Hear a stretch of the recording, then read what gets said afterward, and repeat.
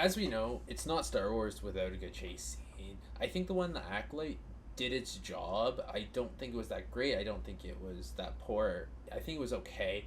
But there's one issue that I had with it because it really wasn't explained at all. It's this guy, Basil. I'm not sure why he stopped Soul's ship. It just seemed like a convenient plot point to allow May to escape.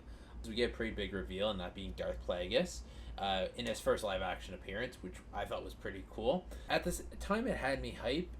It also left me with a bunch of questions, like why was he on the island? Did Kamir know he's on the island? I thought it was a waste of time in the episode where Soul's just going around for I think 30 seconds of just constantly yelling for May.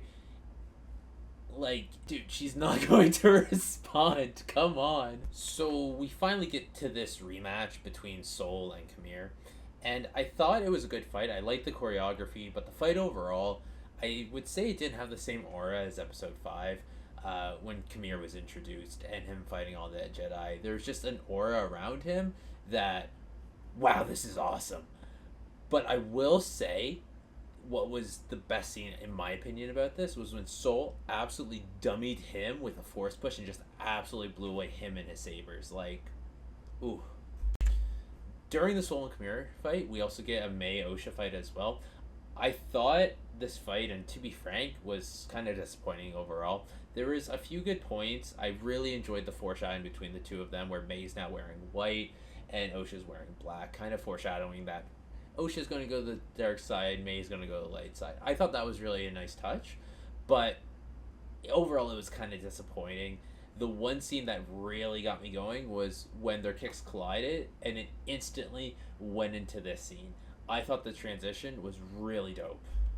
This transition where Osha is bleeding the Kyber crystal from the blue saber of Soul to the red saber, I thought this was a great touch. It was nice to see it in live action of, a Kyber crystal getting bled.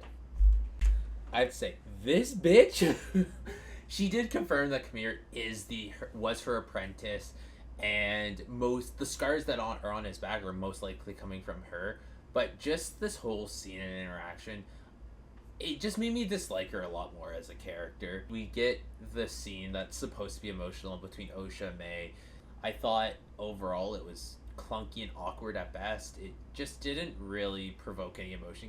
Then finally, the other big cameo that we have, and I thought this one was really well done, especially because Leslie Headland basically had said, Yoda's not showing up. But where he shows up at the end for like that brief moment, I thought that was really great because I was not expecting it at all.